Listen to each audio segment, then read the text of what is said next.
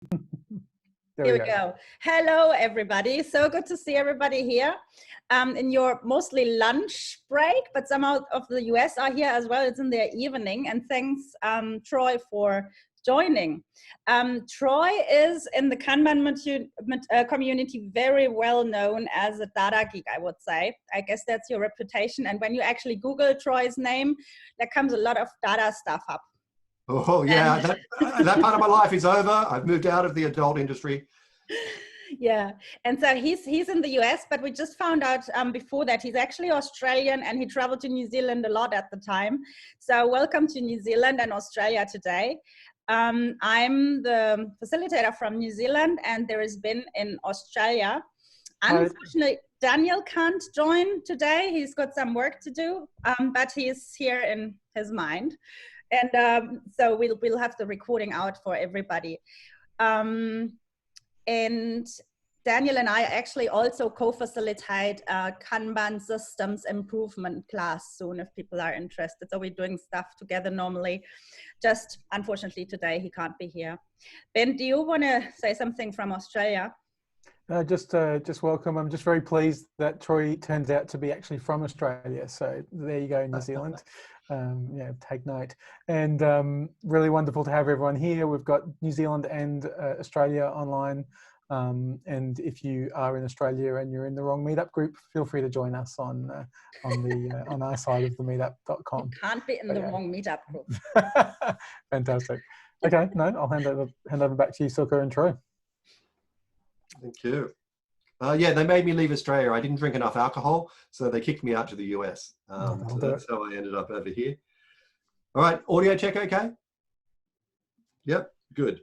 All right, if that ever changes, let me know. Okay, let me just share the screen and we'll see how we go there. So, I posted the Miro link that we're going to be working with a lot of the time.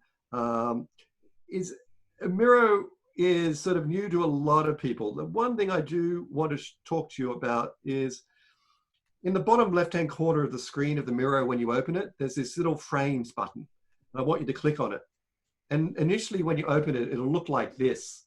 I want you to click on the sort of the list link, which gives you all the frames I've got to find. And it allows us to navigate around nice and easy. I can say, go to frame 2, go to frame 3, go to frame 4, and stuff like that. I'll be sharing on this screen. There's some exercises we'll do, and I'll create 4 rooms, and you'll be randomly assigned to those rooms. If you don't join those rooms, you'll just stay in the main room with me, and I'll be working through the exercise in the main room at the same time. So. It's not forced interaction. You can work in groups if you want, or you can stay in the main group, your call. Dependencies. So Silke asked me what I wanted to talk about, and at the time I had just had a couple of clients yelling at me about dependencies. So the first thing that came into my head was dependencies and all the problems they occurred. Now, the interesting thing is that I find that forecasting and metrics, absent of considering dependencies with multiple teams in organization, a very challenging problem. In fact, I don't think you can forecast or actually understand performance of an organization unless you get a grip and a handle on dependencies between multiple teams or multiple people. Now, the absolute sort of academic benchmark work on this comes out of New Zealand and Australia. It comes out of a lady called Diane Strode and a fellow called Sid Huff, the former from University of Wellington and the latter from, I don't know what university in Australia, but yeah, not sure which university in Australia they come from. But what they come out with back in 2012 at a conference there was a set of, let's bring everyone to me, an academic document that analyzed a whole heap of software projects in the agile world and came up with all the different types of dependencies that can exist in our world of developing software. So they, and it's a larger list than people mostly realize. There's knowledge dependencies about we can't really start something because we don't know what to do or we don't know how to do it. There's a task dependencies where we can't really start this or finish this until this other thing is done. And then there's resource dependencies. We know how to do it, but we don't have the people or the machinery to actually get it done. And I find that in our world, we undersell and we sort of constantly look at sort of resource dependencies and a little bit of task dependencies, but we completely forget knowledge dependencies in a formal way. So we have a lot of different situations in software development where work gets blocked or impeded because of one of these dependency types, which either aren't investigated, aren't known, aren't recorded, or aren't managed.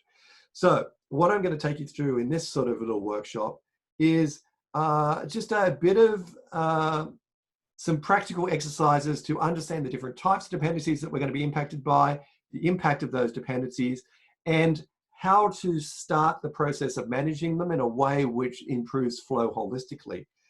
Now, here's my rub. I guess the Kanban world especially set about minimizing waste in a system and trying to highlight where work sits idle. So we had a way of showing work that's blocked. We had a way of showing where work is queuing in front of a constraint, either on a resource or a task dependency. And we really did sort of start tackling the dependency problems, back in, I think 2005 and 6 was when I was sort of working over here in the US with Corbis, with David Anderson and those people on the Kanban at Corbis at the time. So we put it in place, understanding these dependencies and understanding how we wanted to manage it. But I see a lot of it, I don't see the Scrum world sort of really tackling it. And I don't see the safe world, other than identifying it's a problem that you should put red string between tasks. They don't really have anything beyond that about and solve it, right? So I think if I could put one plea out to our industry and our framework framers, it's that we start actually really treating dependencies as the problem that deserves fixing. And when we do fix it, if we do sort of even a small amount of management of dependencies goes a long way of reducing cycle times. And I think that that's what I want us to do. So, all right.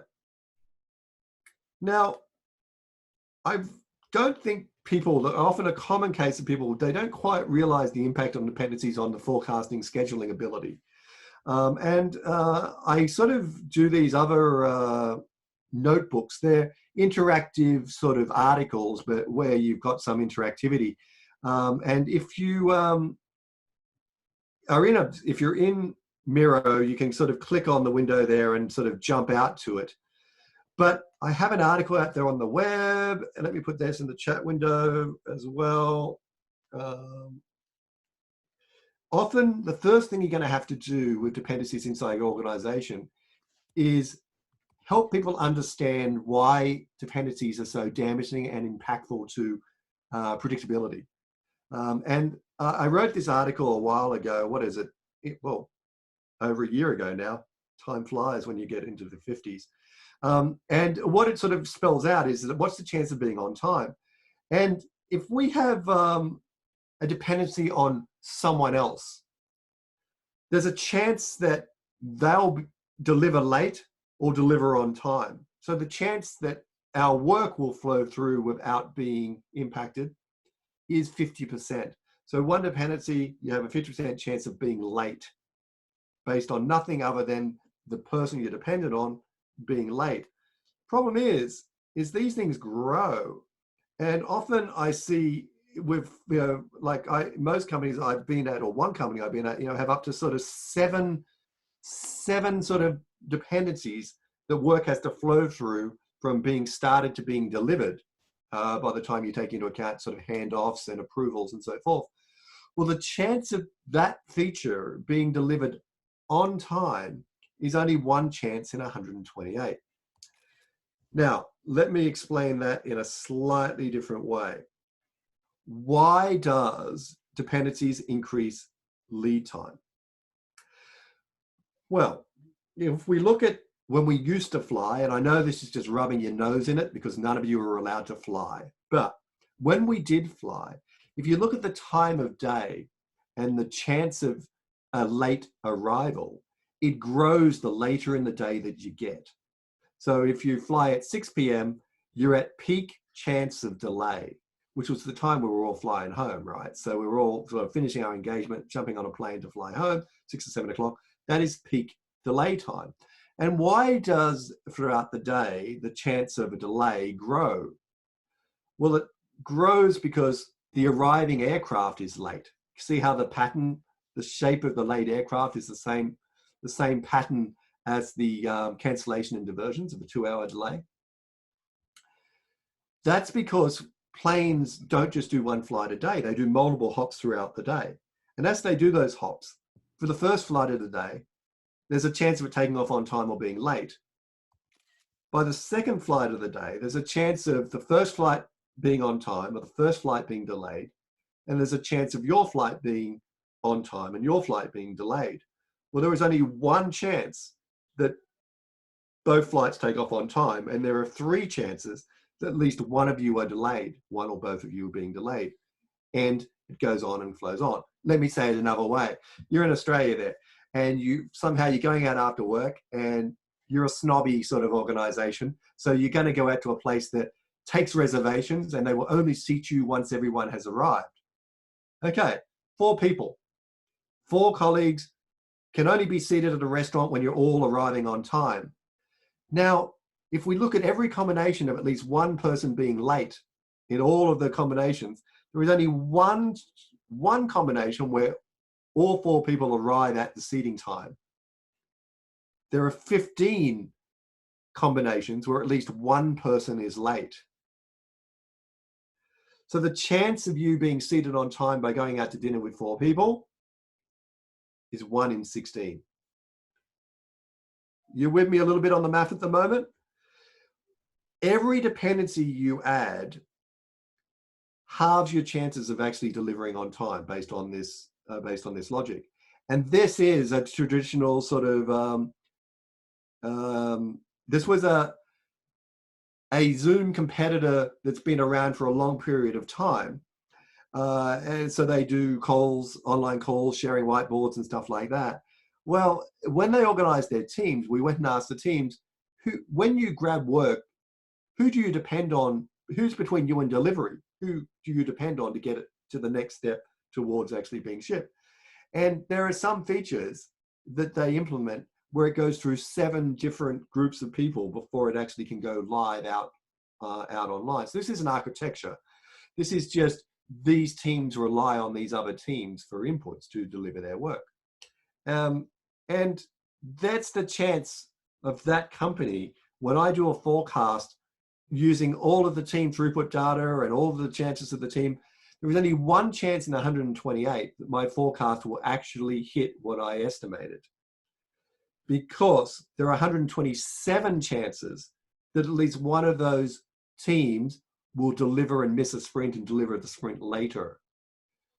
So dependencies destroy your ability to predictably forecast because it only takes one break in the dependency chain or one delay in the dependency chain to actually push out your forecast date. So there are very few things like whether it's a 3 or 5 point story, which can be more impactful than dependencies on delay, because when we have handoffs to other groups and teams, often it sits in their backlog and misses a sprint or will only be started the next sprint. So there's multiple day delays just based on this stuff. So every time we can remove a dependency out of the chain there, we double the chances. So by going just to 6 dependencies, we have a 1 in 64 chance. 5 dependencies, 1 in 32. So we very quickly sort of understand that why we have dependencies between us and delivery. So where our team finishes it, we hand off to another team, or it has to be approved or go out for an audit or a check for compliance. While we have those steps in dependency change between us and delivery, we're very unlikely to ever deliver on time. And that's what this sort of article tries to spell out. It tries to give you the absolute odds of actually your chance of delivering on time, given a set of steps between you and delivery. And this is not just our industry, this is any industry. So yeah, you can see the formulas there and you can see the logic of how it works out, but basically it just sort of says that this is a problem worth you solving, that dependencies actually cause you to be completely unable to forecast, because the later on you are in the dependency chain, the more chance there is it won't arrive to you in time to start when you anticipated you would start it. So you get this start date blowing out. And the poor old last teams in the dependency chain have to work nighttime and weekends to try and deliver on time. And it's not their fault. It's all the teams leading up to that point that's their fault. So that's my problem with a lot of the metrics I see in our world is if you're just looking at a scatter plot, you'll be under your control limit for a long period of time. And then when it gets to those teams near the end of the process, they're the ones where it absolutely is over the top. And I see there that, you know, Anthony's mentioned this is why estimates get padded, why traditional PMs build lots of fat into their estimates. Absolutely right. We could build the fat in, or we could sort of find a way to smooth those handoffs between those groups, at least for the highest priority items. That's what I want to teach you how to do. Make sense so far? Dependencies bad. All right. Now, dependencies have another impact, and this often gets overlooked. And I'm not going to make you do this. I'm going to make you watch me do this. But if we in our backlogs have items which are dependent on each other, so those task dependencies, we can't build the form. We have to have the API to create a customer before we actually connect the UI up to the API to write a customer. So why our backlogs have features which are dependent on each other, like we can't add Bitcoin until we've done Visa card, we can't do MasterCard, we can't do refunds until we can accept money, that sort of stuff. In your backlog, there's often these dependencies between items. Now, these are a little sort of sorting exercise there, where if A must be delivered before B, and these are the total options we have of starting them. We could start A first, then do B. We could start B first and then do A. Does A before B, does that satisfy the constraint that we must do A before B? Yes, it does. Does B before A satisfy the constraint? No. No, it doesn't. Okay. So that was just with 2 items. Now, if we go to 3 items, I'm going to do the same sorting. The constraint is that we must do feature A before we do feature B. Does this one satisfy it? A before B? Yeah. Because A happens before B, even though we do C first. Does this one satisfy it? No. Yeah, this one does. A happens before B. No, this one doesn't. This one does. And this one doesn't. Now, what's common between these 2 sets of groups? Even though I had 3 items in the backlog here, what has one dependency constraint done to the ability to schedule and prioritize work in this backlog? It's eliminated 50% of your choices. 50% of your choices. One dependency between items in your backlog means that 50% of the start orders are invalid. And that is independent of how bad it is in cost of delay. So when everyone does all this work on cost of delay and they come up with a perfect start order, a single dependency in your backlog could make that start order completely invalid. So something of a huge cost of delay cannot be done because there is something else in your backlog that is out there. So if we add a second a second constraint. So A has to happen before B, and B has to happen before C. So is this one valid? A has to happen before B is correct, but in this case, C happens before B, so that one's wrong. A before B, no, that one's wrong. A before B and B before C, no, C happens before B there, so that's wrong. B, C, A, so no, that's wrong because A happens before B. A, B, and C, yeah, that one's the only one that works. So with just two, if there was just two dependency items in the backlog, you actually, you are down to a 1 in 6 chance. And essentially, I won't make you do the big one, but you can if you wanted to prove it. That same percentage of decrease of start options will happen no matter how many items you have in your backlog. So grab a glass of wine and do this exercise in your own time. But this is essentially what it's about. A single dependency will cut your options by 50%. By 2 dependencies, you only have 16% of start options remaining. By 3, 4%. By 4, less than 1% of your items. If you had 100 things in your backlog, there is only one of them which will be valid if you have these start ordering options. So dependencies between features and items in your backlog are absolutely destructive to your ability to select what work to start next to deliver the most value. So if you do not have independent items in your backlog, you cannot schedule work to minimize any cost of delay or to maximize any value. It's complete bobkas. So I see SAFe and all of those frameworks give all this extra training on how to do prioritization and why just order things by value. Rubbish. The moment that you have any dependencies between those items in the backlog, the order that you have to do them, it's preordained by those dependencies. So that's the end of the math. It all gets easier from here. But long story short, dependencies between items in the backlog and dependencies between teams that have to deliver work will be your biggest impacting factors in any predictability and any decrease in cycle time that you're trying to achieve. If you're trying to implement a strategy, but it's at odds with that you have dependent items in your backlog, you will not be able to deliver on that strategy. You will almost be struggling to deliver anything at all. And that's exactly what I see in the organizations I consult to. They come up with this great strategy document. They come up with, this is the story map of the things we want to deliver. And then it completely collides with the real world of dependencies between those items because they didn't get any sort of input from technical people to begin with. And it also is impossible to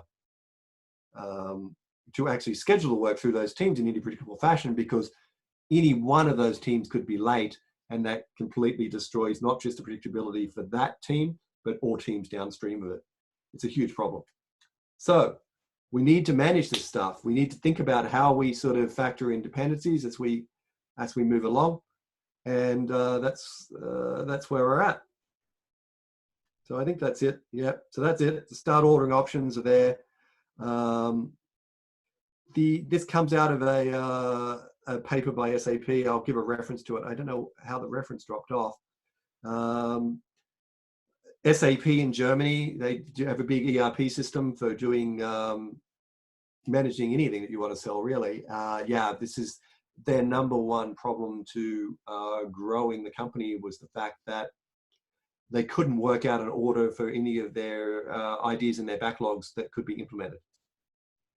So team by team, they could work on delivering a part of a feature independently, but when they tried to combine it together and deliver them in a cohesive fashion. Yep, I think that's right. I'll read that question again, Anthony, later. But yeah, so yeah, this is the start orders that are eliminated. So there's only 50% remaining valid options. All right, enough about this. That's just some math and some ways, some tools that you're going to have to make people realize it's such a big deal. So now it's time to get your hands dirty. So frame 5, if I bring you all to me, what I've done is I've given you those 4 dependencies out of the great paper out of New Zealand and Australia because, hey, stay on theme, right? And they sort of specify the first 3 types of dependencies there: knowledge dependency, a task dependency, and a resource dependency. And then I added product dependency, which was the type we just looked at, which was, it doesn't make sense that we start this feature until we do them all. So why does this matter? When you hunt down the dependencies which are causing you pain in your organizations, each different type of dependency will be managed slightly differently and put slightly different pressures on your system. So we have knowledge dependencies. We can't start or complete until we learn something. There's something we don't know yet. And often we deal with that by running spikes, hiring a consultant. We do something to bring that knowledge into an organization. But what it means is there's a set of work that we want to schedule, but we can't schedule it yet because we don't know what to do, even if we did schedule it, or we're waiting on someone to give us an answer, some input that we don't have. So that's a knowledge dependency. Task dependency. We can't start a complete work until we've done. So this is the classic case that we can't write it to the database until we have an API call. So the API call has to precede and be developed before we schedule doing the other work. Doing it the other way around means that we completely get hamstrung and we can't start it. So this is that ordering dependency, and this is a dependency where some people, some group in the organization needs to make sure that when we're working out what work a team is going to start, that it's semi-coherent in the fact that it delivers the things early that the latter features are going to build upon, or the latter code's going to build upon. So that's the yellows. Blues, resource dependencies. We can't start or complete until we get access to, and this can be people, it can be a skill set that we don't have enough of, or it can be a build machine, or it can be a backup of a database, or it can be an AWS certificate, some sort of firewall opening, that sort of stuff. So we can't start or complete until we get access to something or someone. And then this is the overlooked one. There's a product dependency. We shouldn't do this. It makes no sense to change our login password system for our Android app if we can't do our iPhone app at the same time. It makes no sense. So there's normally a product group or someone has to keep an eye on the fact that there's something we want to do, but we need to do that across a whole set of products or platforms, and we can't just do it one at a time. And this is an area which is, we see a lot of disappointment. We see a lot of teams working really hard to get their bit done, the Android app, but they can't go live with it until something else gets added to another product or feature. Yeah, good. So the exercise we're going to do is I've given you 2 examples of each type there. So there's the main room. If you don't join the room I'm going to randomly assign you to, you're going to stay here in the main room and work with me. If I assign you to a room, room 1, room 2, room 3, room 4, you've got your own little work area to work in. And when you're going to do this in 2 parts, first of all, as a group, you're going to read through these example dependencies and you're going to work out what type of dependency it is. Then once you've done that and you roughly agree on it, you're going to come down and you're going to create some examples of dependencies that you've seen in your real world work that fit these types of dependencies and discuss with each other what you did about it or what the impact was of it. So step 1 is to do the quick sorting exercise. There's 2 examples of each. Don't spend too much time on that. Get close enough. Just use it to get your head around what these different types of dependencies mean. And then you double click on any of these post-it notes and you add one. So what's a product dependency? It's a knowledge dependency. Knowledge dependency might be, is Bitcoin a real thing? Something like that.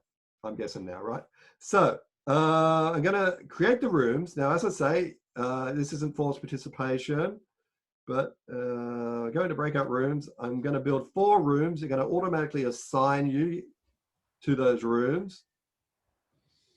And then I'm going to hit open rooms. I'm going to give you 10 minutes to do both exercises. So spend about 5 minutes on the top one and 5 minutes on the bottom one.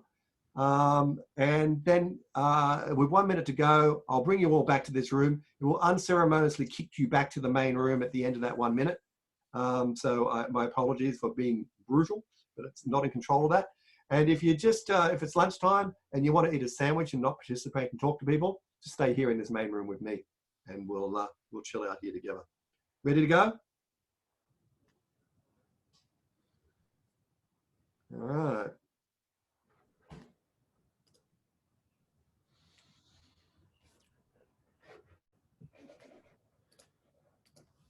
One second. Why can't I do this? Okay. All right. I see people joining. Okay. It's going to need to stop share for 1 second.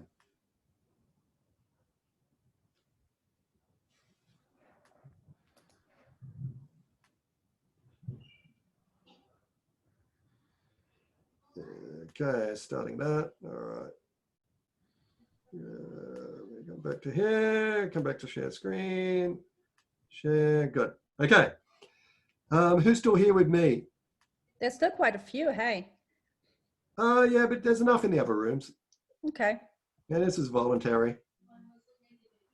We're not going to, I find, I got told some people get upset when I just force them to do into participation. Apparently it's, you know, forced participation is a bad thing, and I'm offending sort of, you know, endangered turtles or something. All right.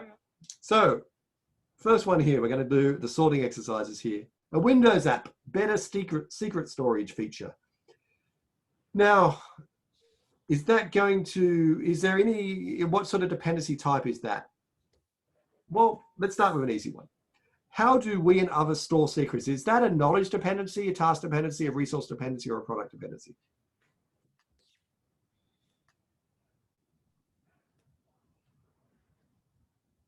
Hey, Troy. Yes.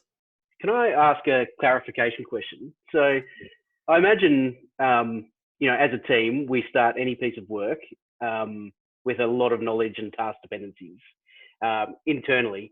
So is the implication here that this is knowledge that doesn't exist within the team, and it's maybe a decision point that we rely on that we can't make ourselves? Yeah, often it is. And it varies, right? If you're doing really new innovative stuff, you're going to have a lot of knowledge dependencies in that product. So building a new quantum machine, that's probably going to require a bit of learning before you get it delivered. So what I want to know really is, for the type of work we're embarking on, which one of these dependencies is going to be the high hitter for me to manage? So if it's really innovative and no one in the world has ever done it before, it's going to be a knowledge dependent. Knowledge dependency is going to be the one you need to manage most. Now, if it's teams new, knowledge dependencies is one they're going to have to manage most, even if everyone else in the company has done it. So I find that just spelling out that we're going to have knowledge dependencies, which might be this team is new and they need training, this team is new and they need developing, equally as damaging as we're going to build a new quantum machine and we don't yet know how it works. No one's done the physics. So the job of knowing why these 4 dependencies exist is to give you a hint of which one to manage most, and it's going to vary. So how do we other store secrets is something that we need to learn. SSL certificate installation in the cloud, that's a resource dependency because often that we need that sort of set up somewhere else. What secrets need storing? That's a knowledge dependency. Again, it's not a knowledge, it's the fact that we've got a question and someone needs to answer it. What do we want to store? That sort of stuff. So task dependencies. We need to create the secret API interface to call before we actually store a secret, before we actually store a credit card number securely.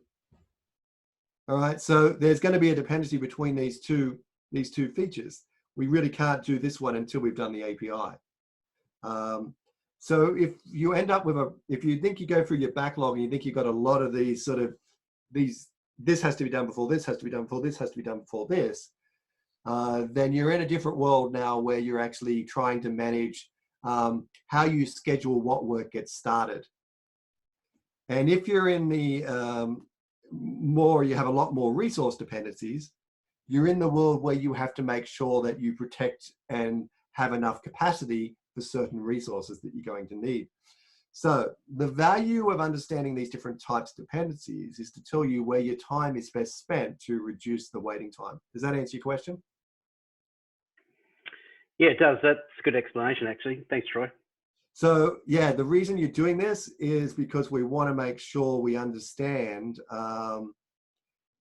where our management prowess best be used. And to be honest, it changes. It changes depending on the style of the market you're in. It changes depending on how innovative and risky the work is you're embarking on. If you're an operations teams or a help desk team, you have very little knowledge dependencies. You're just cutting through the work. You might have some resource dependencies. If you're trying to coordinate a multi-platform product, one company I was working at had, they have the Mac edition, installed edition, they have the Windows installed edition, they have the iPhone, they have the Android, they have the iPad sort of versions, optimized versions of version for the web interface. So whenever they chose to implement a feature, they had to coordinate doing that feature across all of those. All right. So I can't see my timer. Just 1 second. I just need to. There we are. All right. No one needs help. How are the other? Just let me do a quick check there. So the other teams are already well on to. Yeah, bit of confusion, but roughly someone's starting. Right. So now, examples. Resource dependencies. Anyone got any resource dependencies, task dependencies, or product dependencies? Throw some ideas at me.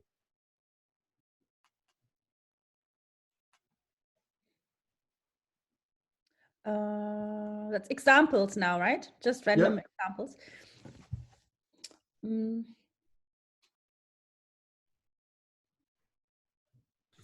Number of licenses, maybe. Yeah, that's a classic one. That's a classic one, and I think it's a resource that you use up, but it sort of also comes down to almost being a task dependencies. Yeah, juggling the licenses. Yeah. So you want to put that one in a resource? Where do I put that? Resource or task? In a resource. It can exist in two states at once. It's quantum. Yes, that's right. I spell that right? God, I'm so American now. I don't even know where I'm spelling licenses right. I found myself spelling color wrong the other day, C-O-L-O-R, and I thought, oh, I don't know myself anymore. But yes. What about something simple like before I need to build something before I can actually test it? Mm-hmm. Yep. Task dependency? There is something in the chat. Yeah, I see that.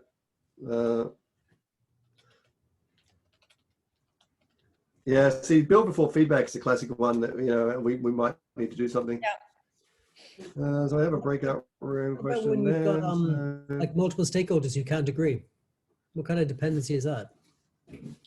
Oh, yeah, that's a common dependency. So when multiple stakeholders can't agree, that's a product dependency. Right. Because what you're trying to do there is you need a forum now that argument happens not at the team level. So in other words, a team doesn't start the work and then get immediately blocked because another stakeholder says, that makes no sense, stop doing that right now. So that's a classic sort of.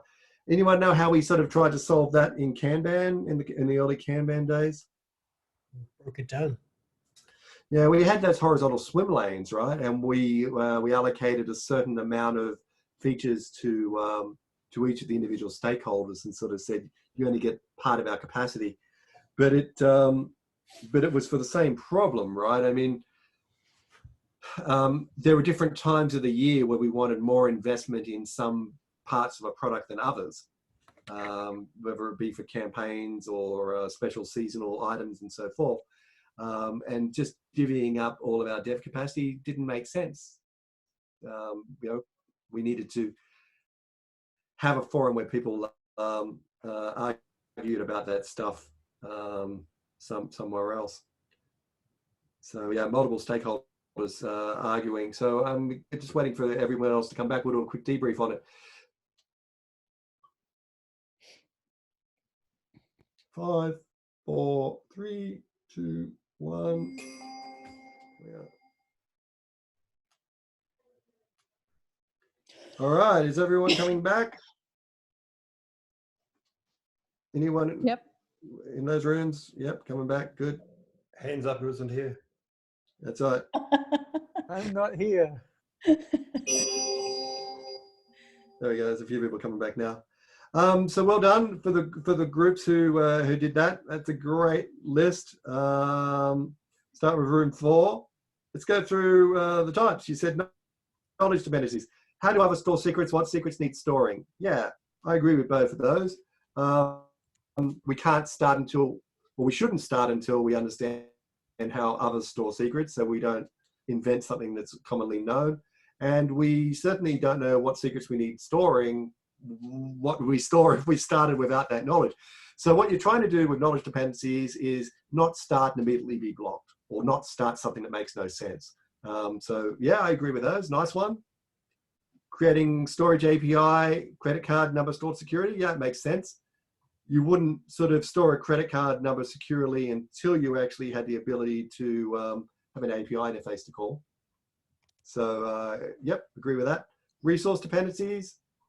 Often, sometimes there's an operation administrator level we need to get an administrator involved to configure something in our AWS instances so that we don't fall foul of anything we don't know what we're doing. So you don't want everyone having in your organization having access to rolling and changing SSL certificates or opening up ports or doing stuff like that.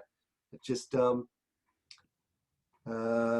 causes an issue. The best one of those was I worked for a company who, at the last shutdown of the travel industry back in 2010, laid me off, but the AWS instance was all tied to my personal credit card. Yeah. Yes. That worked out well for them, didn't it? That did, didn't it? Yes, they did pay up my superannuation. Yes. So yeah, you got certain things like that that you need to worry about. So there's certain, and then the product dependencies. You need your Windows app and your iPhone app to move together in tandem. Now, why do we need to know this? And I got told some feedback from my last training. I never really explained why it matters, why you need to know this. Because when you get your team and you're sort of saying, we're going to go off and do this segment of work or this set of features, so I do this once a quarter or something like that, do it during a retrospective. It's sort of saying, looking at what we know we have to do, let's list every dependency that we can predict we might be impacted by, and break them out into knowledge and task and resource and products. Now, this group is above and beyond. They're all pretty equal. They got 5 over here in product. But often what happens is you end up getting things like this, where one of them stands out as being that you have a high number of types of dependencies in the resource area. So if we were going to invest in solving dependencies that smooth flow the most, dealing with resource dependencies is probably the biggest bang for the buck for this organization. So I find just quickly explaining what types of dependencies there are and getting a bit of an on-the-ground sampling survey like you've done here, having a read through them and sort of saying, well, which ones are easy to fix? Let's just take the low-hanging fruit out of these types of dependencies and solve them, will get you a large step forward in not having these dependencies completely screw up all of your plans, right?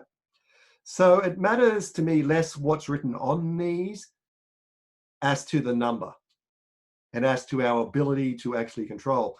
So if we have a large number of product dependencies, so product marketing plans, user research, finalized pricing, platform doesn't support Ansible, and a big bang launch, if these are completely outside of our control to change, then we have a problem in doing quarterly planning and stuff like that. This needs to be escalated early. Otherwise, none of your plans that you're going to do at a team level or a smaller group level is going to make any difference whatsoever. Your company and organization is product dependency limited. Now, this is what I sort of see. I see companies which have been around for a while that have multiple platforms being really product dependency limited. I see most of our companies where we're doing operations and we have a lot of specialist knowledge in our organization being resource dependency limited. And I see task dependencies as being managed too low. So there's not a central group coordinating that this needs to be scheduled before that. I see a lot of teams finish something and then have it unable to be integrated into anything larger. So I find this happens generally in, if we're building out a new system from scratch, task and knowledge dependencies are your two big hitters.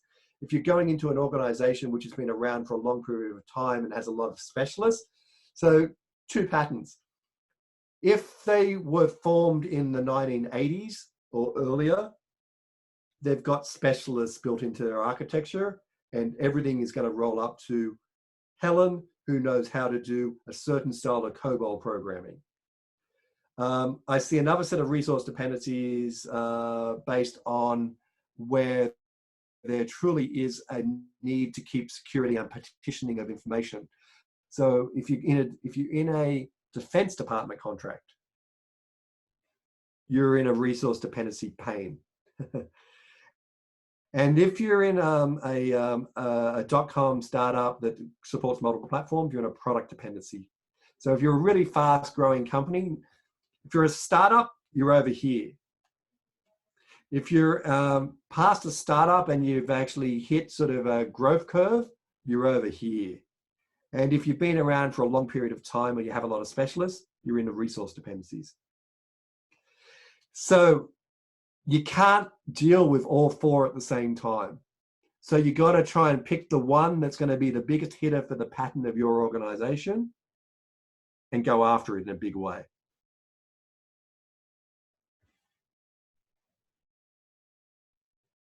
Yep.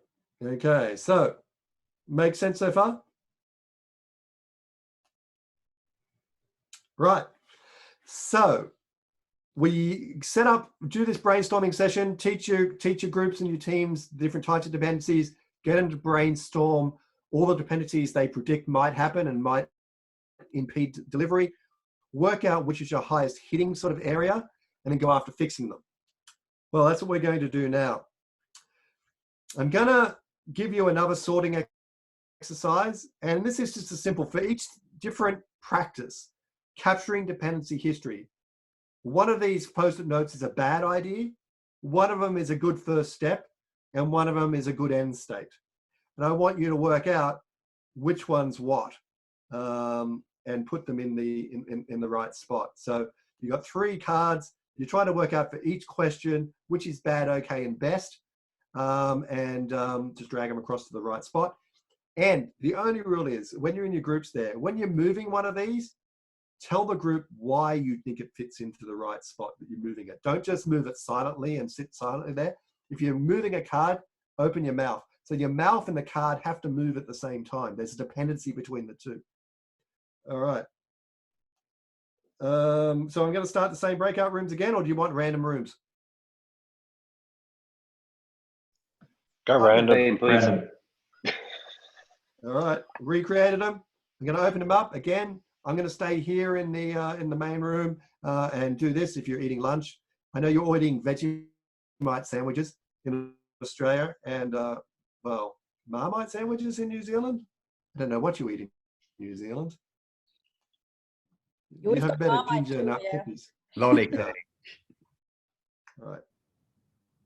All right, off you go. I think we don't need that long for this. I'm going to set a timer of 7 minutes and then we're going to come back and debrief. And by that time it will be 2 o'clock already, so people might pop out, I think. All right, my mistake. I should have been briefer, but okay. We'll be okay.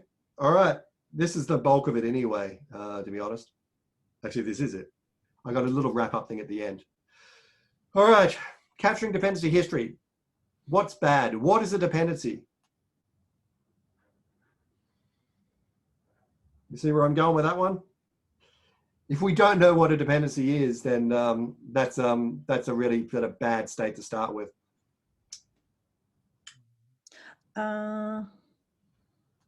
What's the one underneath? Capture dependencies, their impact. Well, the best is the one and the impact. Everyone agree with that? Well, that means that one has to go there. Okay. And that's right. I see a lot of people capture dependencies. Their first step to managing dependencies, they sort of announce, we're going to need team 7 to also do this work. And that's great. But if in hindsight, you want to, you know, you need to be able to sort of say, and because we need team 7 to do this work, we're not going to be able to hit the Christmas promotional mail out deadline or something like that. So you need to explain what the impact is. All right. So here we have 3. What are these? Remove all. So what are we dealing with? Dependencies. Remove all dependencies. That would be good if we could do this. I think it takes so long and it's impossible to do that is the one I think is the worst possible situation to do. Yeah. So when I hear everyone say just don't have dependencies at all, even if you could achieve it, it's a temporary situation, right? Because the next piece of work you pull out of the backlog has a completely different set of dependencies. So which dependencies are you removing? If you set out to do that, it would be just like going back to waterfall, which is exactly what they did, was they tried to detail every single dependency in a Gantt chart. And it took months to do. And even then, it was wrong half the time. The moment that you started, you found new ones, right? So that's waterfall land. Remove the easiest to fix dependencies. And remove the most common and impactful dependencies. Well, that's the best one, isn't it? The remove most common and impactful dependencies is the best of the available options. Nice. And if you can just do the easiest to fix dependencies, you're not gonna, you're doing something. But I think removing dependencies without understanding how impactful they are and how often they happen could be doing a lot of work for a very little future reward. Planning with dependencies. So what do we have here? We have identify all dependencies ignore dependencies during planning. Bad. Wouldn't you love to do that? Be great. Yep. Which one's best out of these 2?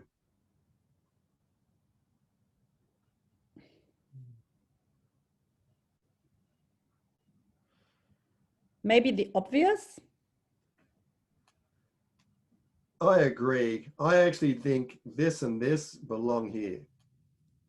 I think they both share this spot because I think the same thing, if you're spending all of your time trying to remove and identify all dependencies, no work gets done, no work gets started. And even then, it's just the ones that you think you know about. You don't know about any of the others. Start work when? Start work when all teams are ready. Start work that will immediately block. Start work when the next team is ready. So what's the worst? Well, that will immediately get blocked. Hey. Yeah, good. Which one's best? That's the one on the right from my perspective. Think this one? Yeah. Yeah, I'm unsure here. Ideally, if you knew all teams that had capacity to start it, then you would do this. But often, yeah, it's a toss-up. It's a toss-up. Again, anytime the word all or never appears in anything, chances are it can't be a good practice to follow because it's contextualist. But I've seen it work. What happens, some people have little cards and they put little color markers on it for which teams are needed, and they won't pull it into the first team until all the other teams have actually given a thumbs up. So they get a thumbs up from the other teams that, yeah, you can start that. We can get to it roughly when you think that. Handoffs. Keep your started and finished work a secret. Good or bad? Bad.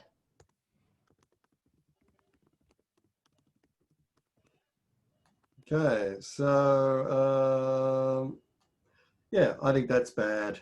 It's very common. People work in isolated backlogs in Jira and they never talk.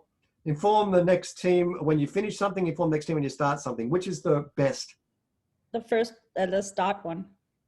Yeah, I hardly ever see it done. I see teams forecast the other team when it's finished, but I don't see enough teams telling teams when they start it so that it can be anticipated down the value stream. What to pull next? Something easy and fast, something based on outcome value, something time sensitive and outcome value. So which is worst at a team level? Easy and fast. Yep. Which is the best? The one with the end. Something time sensitive. So you can have outcome value, and I see people talk about outcome value. All right. The meeting, everyone coming back? Yeah, we're coming back. Yeah, we're coming back in. Good. Yeah. The easy and fast one's interesting. I saw a great thing about smallest job first, shortest job first. Yeah, and that is completely okay if everything is roughly equal in value and time. It's and it requires everything have that ability to be quantified in that same way. I find that a very what I see is companies get so frustrated that nothing gets done that they just sort of say, just do something, anything, I don't care what it is, just deliver something. And so I see that, and I see deliver something and get a cookie. Yep, and I think it's Pip. Yeah, the board will stay up here active, so you can just copy it out whenever you want. All right, so quick debrief before I actually move through. So this is the way we did it. I saw you all. Oh, you're God. You got unicorns and notes. My goodness. At what expense? Yeah. Okay. I'll just go through what today's recollection is for me. Capturing dependency history. Not knowing what a dependency is a huge problem, and yet I see it happen all the time. So I see the first thing about is actually helping people remember and recollect when we got stuck because of something is a great starting point for dependency. So if you can just start sharing stories of how work was started and immediately blocked, you're going to absolutely help a company understand the biggest problems, the most frequently occurring problems that happen. Capture dependencies and their impact, though, is the best thing you can do. By that, I want you to capture the frequency that type of dependency gets hit and how many days it stopped work flowing forward for each of them. So I want you to keep those pink post-it note blockers up to date on things which are blocked because of the dependency, and I want you to chart them. I'm going to show you how to do that in a few minutes' time. Dealing with dependencies, don't go after every dependency. Really don't do that, because you'll go after the known ones that happened on previous work that may not happen on future work. So I want you to think about start by removing the easiest low-hanging fruit. but I want you to start quantifying by that value that you got up in the history, which ones are the most common and which ones are the most impactful. Again, I'll show you a technique for that in a second. Planning with dependencies. I think ignoring it, the dependencies during planning and trying to identify them all during planning are both equally evil. I think you could spend a hell of a lot of time and get no value for that. So I think during planning, realize you're limited in what you can do. Go back and do that exercise with the team I showed you earlier to get a list of real, actual dependencies that the technical people and everyone in the org thinks will happen. So identify the obvious dependencies during planning and then work on managing the other dependencies. When should you start work? When it will immediately block? Don't do that. But if you don't understand how a dependency might block you, that's exactly what you're going to do. So if you haven't got an idea of a laundry list of the types of reasons things will be blocked, you will start work and it will block immediately. And I see it day in, day out. Start work when the next team is ready. Start work when all teams are ready. I could reverse these really easily. Again, I don't know that you can predict all teams, but starting it when the next team is ready, at least you know that your handoff isn't going to go into just a backlog void. And that's where we get to the handoff. Keep the work you started and finished a secret. Don't tell anyone that you finished it so that they don't know that they need to pick it up and start it. Great way to send work into a dark backlog, which is never to be seen again. Inform the next team when you finish something is what a lot of frameworks say you should do. And what I'm saying I want you to do is that when you start it, tell the next team downstream that we have started this and we anticipate it to take about a sprint or two. So at least now it's factoring into their prioritization and planning meetings that something's heading their way. And what should you pull next? Something easy and fast at a team level? Yeah, not a good idea. From value, something based on outcome value is what a lot of frameworks talk about doing. And I want you to talk about, though, given if two things are equal, I want to do the ones that's most time sensitive first. So I want you to sort of involve sort of some area of cost of delay. Now, that's the general theory around how to manage dependencies. I've given you so someone didn't lock it, Troy. Let me do that. Let me just click on that and do that. So I've given you a little framework down here where, you know how you took those dependencies you brainstormed from up above up here? Grab that one. Sorry, moving it down. Got to be a better way of doing this. Probably zoom it out. So you take those dependencies that you had up there, and I want you to sort of, as a group, as an organization, position it. Impact when it happens and how often it happens. So how often does team training cause a resource dependency constraint in your organization? All right, Silky, how often? In the company you're currently consulting to? At the moment, Not that's much. actually my biggest problem. Okay, so it happens often. And when it happens, you want to take a guess on roughly how impactful it is. And often team training is quite impactful. And what you're going to end up with by dragging them all in by frequency, remember I said capture the frequency, this is what you're doing. Take those red post-it notes, stick them on a zone map like this, and these ones, set someone the task of fixing. Find a way to reduce. Now, two ways of fixing. You can either reduce the frequency of occurrence or the impact if it occurs. Now, here's the thing I've learned for the last 20 years. If you learn nothing else, learn this. Don't try and move it in both orientations at once. Every different type of dependency or blocker, it will be easier either to fix frequency or easier to fix impact. And it will be almost hard to fix both at the same time. So for each of these, talk about, can we reduce the frequency of it occurring or can we reduce the impact when it occurs? Come up with ideas and then try and move it either in this orientation first and then that orientation, or move it over to here and then move it down to here. So don't try and deal with frequency of occurrence and impact of occurrence at the same time. Every different type of dependency and blocker will have a different solution that's easy and isn't going to be blocked by management. And in this Miro board here, there should be, I think I gave you, someone deleted the other one. Someone's been deleting stuff off this. Anyway, I think you can work it out. You can sort of drag everything off and then cut and paste this out. But I think you can also draw it, should we ever be in person again, you can draw it on a flip chart or you can draw it on a whiteboard. But this is how I do it in Miro. All right, so I've overspoken, sorry.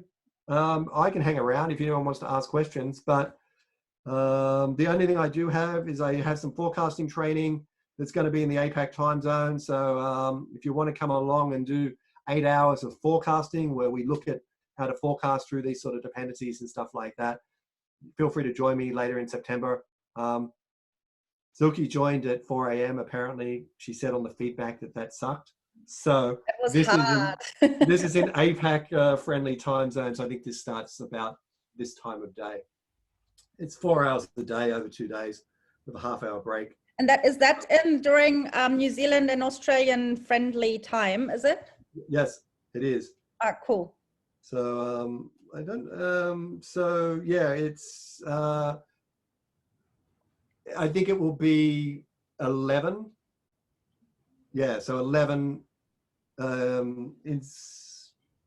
Sydney, what time is it there now? We're at 12 now. It's midday here in Australia. We're 2 o'clock in New Zealand. Yeah. In so I scheduled it into the workday. So it's between 11 and 5 p.m. your time on the New Zealand time and Sydney East Coast time. That's really awesome, Troy. That looks really great. And it looks like you can do it as many times as you want as well. That's like a cool. Yeah, so that's the deal. Once you register for any of these courses once, you can attend all future ones. So if you want to split the 2 days across multiple courses, you can. And that's not a bad idea, you know. Or sit in the first one and don't participate, and then come back for the second one and do the exercises. I just found, like, other than that, people just weren't booking because it's too hard to schedule 2 4-hour blocks in consecutive days. It just doesn't happen.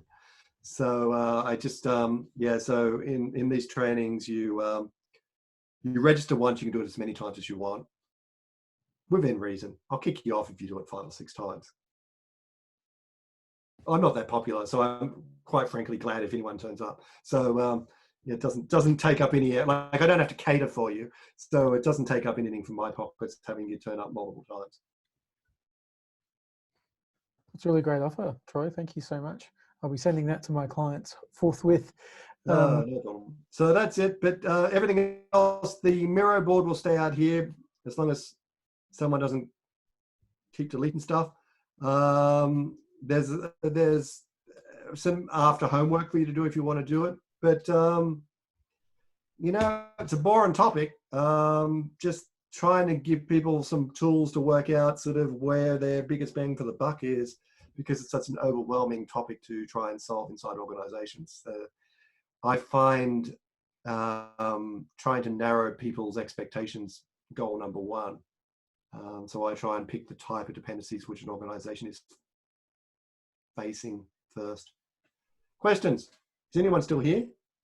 Well, yeah, I just wanted to say thank you so much, Troy. That was an absolutely amazing talk. I love the interactivity, and we saw a few comments about how well designed the workshop was. So on behalf of everyone, thank you very much. And if you want to say thank you to Troy, maybe give us a thumbs up and a reaction or a clap or a thumbs up on the video, because I thought that was absolutely fantastic.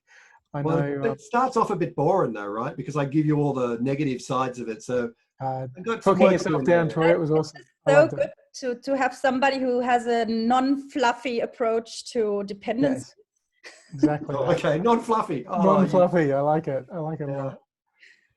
That's high praise for an Australian, isn't it? So are you able to stick around for a couple of minutes, Troy, for questions? Yeah. Okay, so we'll leave the Zoom open. If you have questions, feel free to ask Troy. We'll give you maybe 15 minutes or something at most. Yeah. Yeah, I'm here. Stop the recording though so I can start swearing. Great. Should I? Okay. We're going off the record. Oh no, you don't have to. I can not swear for another half an hour. That's fine. Brilliant. We like swearing. Cool. So does anyone have any questions? If you stop the recording, it makes it safe to ask curly questions that might About expose the current guilty. clients. Yeah, because what I find myself is I wanted to give, like, I know the companies behind all those examples and I can tell you them. And I'm thinking, it's recording. Once the recording stops, you can tell us, you can dish the dirt. Yeah, I can. I do it anyway. No one looks at these recordings again. There was a question, what is a fluffy approach to managing dependencies? I think if you're not aware of the maths, actually, and I really... I can show you one. Should I stop the recording or should I keep on going? You can keep recording for this bit. So this is, Safe's approach. Just go and put red string between things.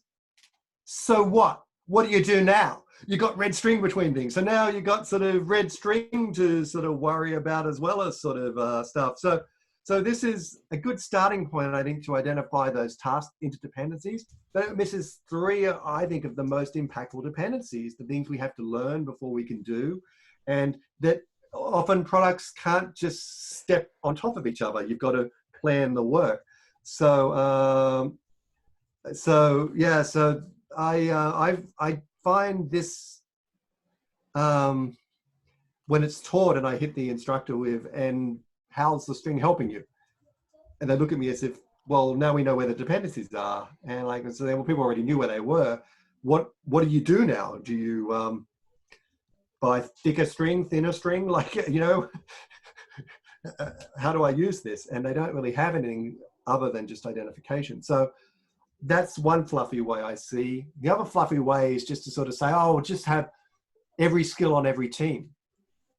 Oh, well, that's easy, sure. I mean, it's like having every specialist at every emergency room bed. I got a podiatrist at every bed just because I might need a podiatrist occasionally. I mean, it doesn't work that way, Sort of, you can't, I think it's healthy to have some dependencies in an organization. It's not healthy to not know the cost you're paying for and to know if there's a cheaper way of dealing with it. But putting every skill on every team, that's not going to work. I find interesting the comment with the 24 colors for strings. Oh, yes.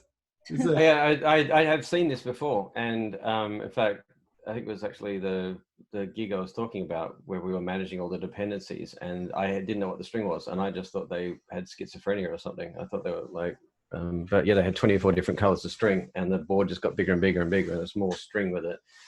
And I didn't realize it was a safe thing. I just thought it was like somebody had some sort of psychotic break. No, it predates safe. I mean, we used to use it in the early days and it used to be used in some other industries I worked in the 70s, but it sort of made a comeback. But again, it's got no end state. Like it's visualization, good, but it's not solving. Yeah, there's no action. Well, we did a similar thing like about 15 years ago at the FT, but you're talking about 2 pieces of string. Do you know what I mean? Like 2 for like a 3-year program of work. So I think if there's 2 of them, then it's not too bad. Right. I stopped the recording now. So I just want okay.